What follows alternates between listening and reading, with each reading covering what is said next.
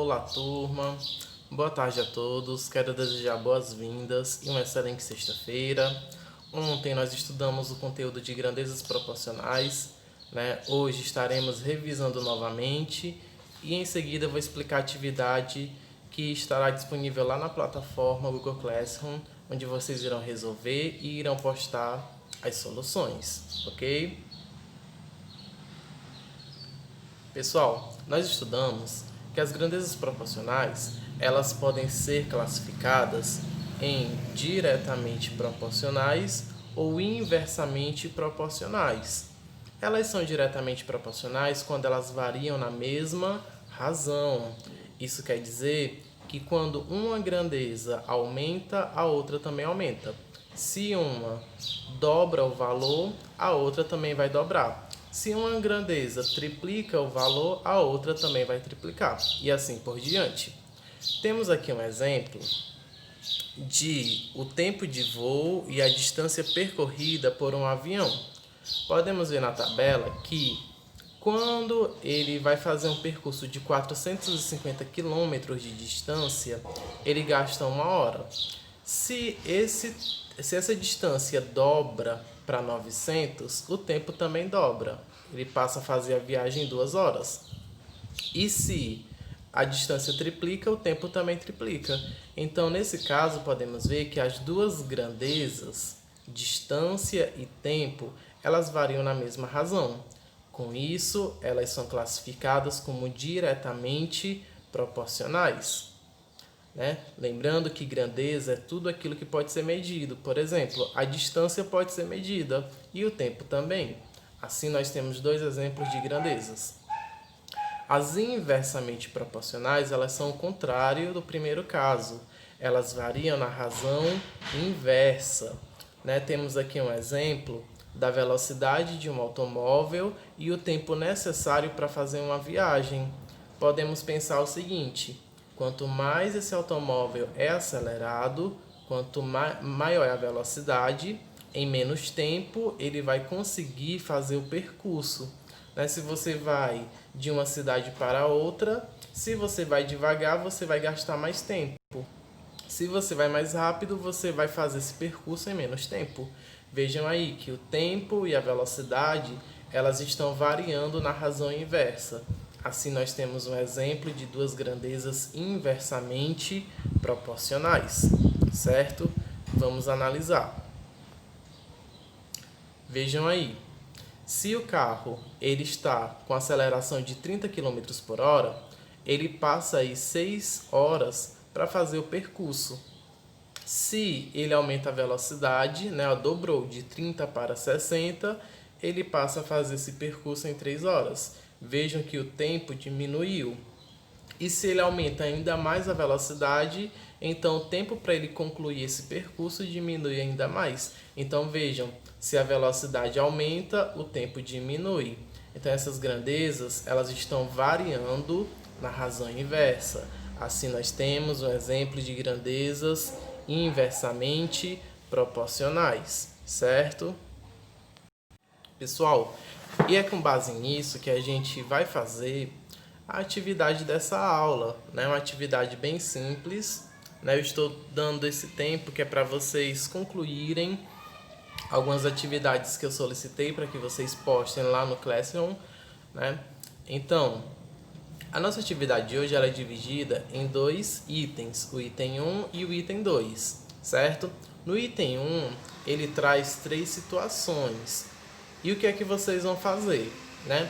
Então, em cada situação, em cada uma das 3 situações desse primeiro item, vocês vão analisar e vão dizer se as grandezas apresentadas em cada situação são diretamente proporcionais ou inversamente proporcionais. Após você dizer se elas são direta ou inversamente proporcionais, depois você vai solucionar o problema, né? A primeira situação diz: Ana foi em uma papelaria e leu a seguinte informação: 3 cadernos custam R$ 8. Quanto Ana pagará pela compra de 6 desses cadernos? Ou seja, 3 cadernos custam R$ 8. O problema quer saber quanto ela vai pagar se ela comprar o dobro dessa quantidade de cadernos, se ela comprar 6 cadernos, né?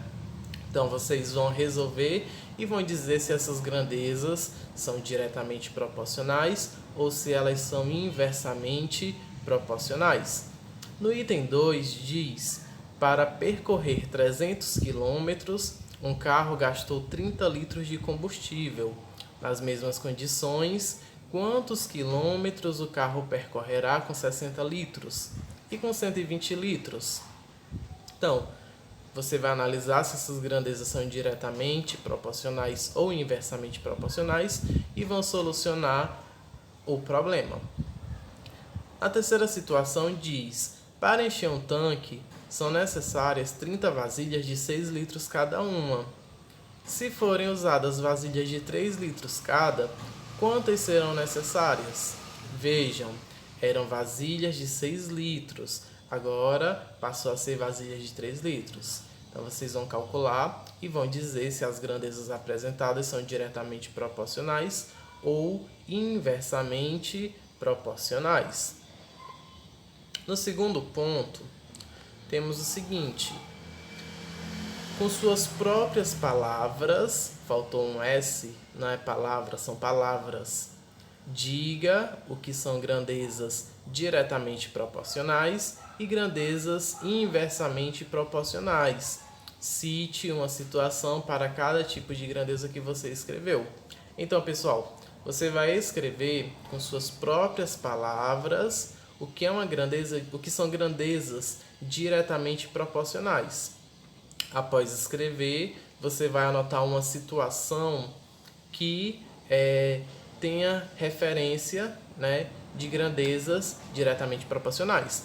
Em seguida, você vai escrever com suas próprias palavras o que são grandezas inversamente proporcionais e vão também escrever uma situação para esse tipo de grandezas, certo? Bom, essa foi a nossa atividade, né? A gente está revisando este conteúdo, não é a primeira aula que a gente está trabalhando ele, certo?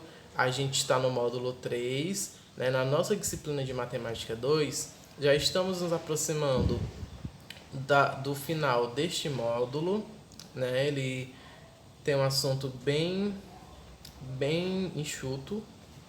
E, pessoal, eu também chamo a atenção de vocês para a postagem das atividades. Não deixem de postar as atividades, porque a gente está olhando, né, para ver se o aluno realmente está fazendo atividade ou não. E a participação de vocês é de extrema importância, pois nós sabemos que uma das nossas notas ela é composta pelo somatório das atividades realizadas no decorrer do bimestre, que é a nota de MA, que são a média de atividades. Então, se você deixa de postar, não vai ter como a gente lançar uma nota para o seu desempenho em relação a essas atividades. Logo, a participação é de extrema importância. Além disso, você está marcando a sua presença.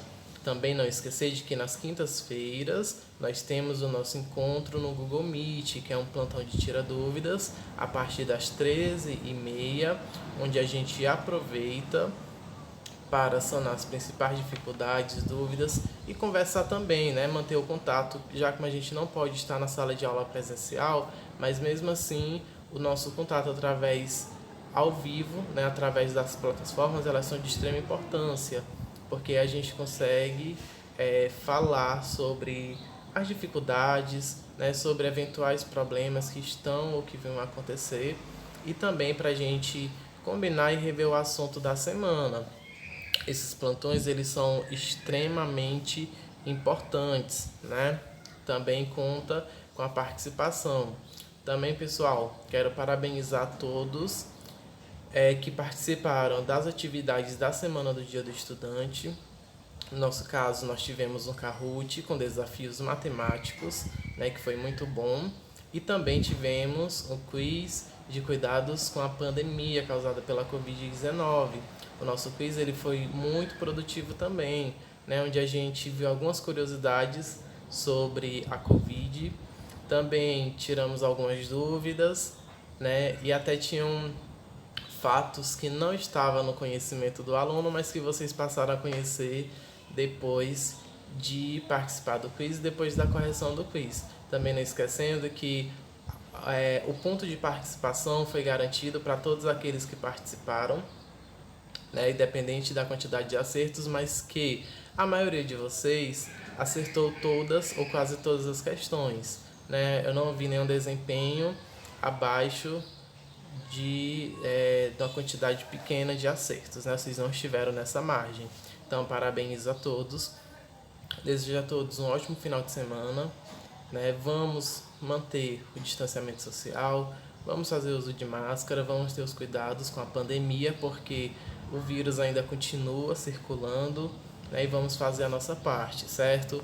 Aproveitem também para colocar as atividades em dias e quarta-feira eu estarei fazendo acompanhamento através do Google Classroom. Pessoal, aqui fica o meu muito obrigado, tenham todos uma excelente sexta-feira e até mais.